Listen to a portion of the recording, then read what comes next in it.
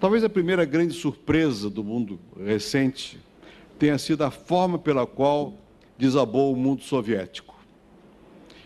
Por quê? Porque o mundo estava dividido em dois grandes blocos.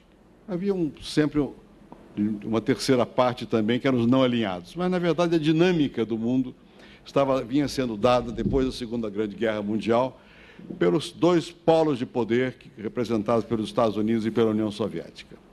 E o mundo ocidental e o comunismo, etc. E havia muitas hipóteses sobre o que aconteceria, quais seriam as previsões de reorganização do mundo. Havia mesmo nos Estados Unidos especialistas em sovietologia, que tomavam fotografia quando aparecia algum desfile no Kremlin, na Praça Vermelha, e começavam a analisar quem está perto de quem, não sei o quê, e várias hipóteses, e toda uma espécie de fabulação a respeito dos meandros do poder soviético. Nunca ninguém imaginou, entretanto, que, na verdade, o mundo soviético tivesse desavado sem que fosse por influência de forças alheias a ele, mas senão que foi internamente, e que talvez na raiz dessa desorganização, que foi, no final, quase que uma precipitação, se devesse à falta de conhecimento.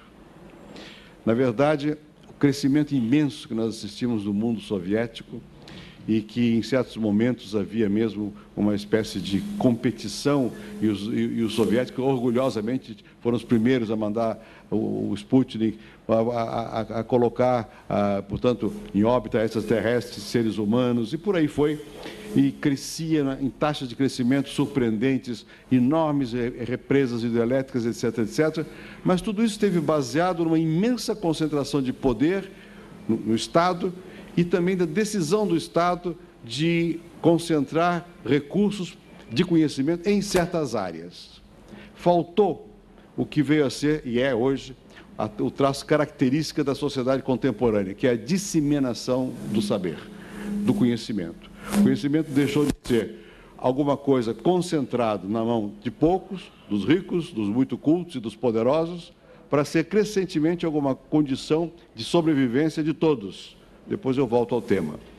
E isto criou na União Soviética uma impossibilidade de levar adiante a competição com o mundo ocidental e a incapacidade mesmo de dar o grande salto, que era de passar da capacidade específica de realizações tecnológicas em certas áreas para a capacidade da produção de uma sociedade global, que fosse uma sociedade capaz de, baseada na informação, avançar. Ora, isso mostra que essa sociedade não tinha capacidade de se adaptar rapidamente a situações novas e não dispunha dos instrumentos mínimos de generalização do conhecimento e da informação.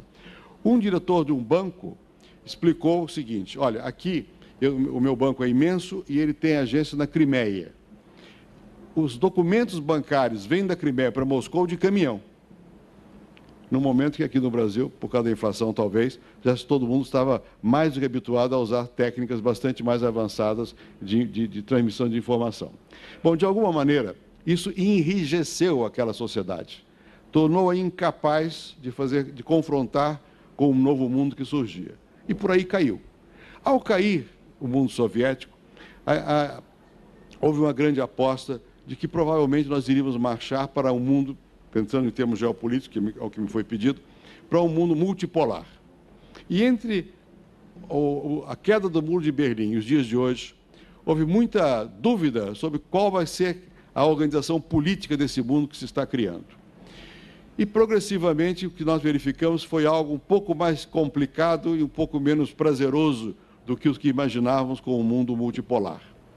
Na verdade, não se pode dizer que existe um mundo unipolar. Existe hoje a China, existe a Europa, existe a Índia, alguns países emergentes como o Brasil mesmo. Enfim, é um mundo mais diversificado. Mas a verdade é que a concentração do poder ainda é muito grande. E, sobretudo, há uma disparidade entre a capacidade que esse poder maior tem de atuar e a capacidade que os outros polos têm de também atuar. Militarmente, financeiramente, tecnologicamente e até culturalmente, como proposta de modelos culturais que possam vir a ser divulgados. Isso criou e cria uma situação bastante embaraçosa e complicada. Por quê? Porque no bojo dessa reorganização do mundo, a dimensão que mais chama a atenção é a inexistência de canais institucionais que permitam uma discussão a nível global entre os poderes. E, crescentemente, a organização que foi criada para isso, que são as Nações Unidas, de alguma maneira ficou pouco efetiva em termos da implementação de decisões. E continua sendo uma organização absolutamente essencial. É o único que se tem, depois da Segunda Guerra Mundial, como instrumento de colocar algum princípio de ordenamento dentro do mundo global. E, ao mesmo tempo, as instituições que foram criadas para fazer face a esse mundo global se tornaram também instituições acanhadas para o tamanho do desafio que estava presente. Que instituições são essas a que me refiro? Depois de 45, 46, na reorganização do mundo, ainda na vigência da União Soviética e da bipolaridade, algumas instituições foram sendo moldadas além das Nações Unidas. Foi o Conselho de Segurança. O Conselho de Segurança foi o instrumento pelo qual se chancelava uma ordem estabelecida por quem havia vencido a Segunda Guerra Mundial. Então, tem assento no Conselho de Segurança os vencedores da Segunda Guerra Mundial.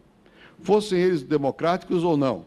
Lá está a China, está a Rússia, está a França, está a Inglaterra, estão os Estados Unidos.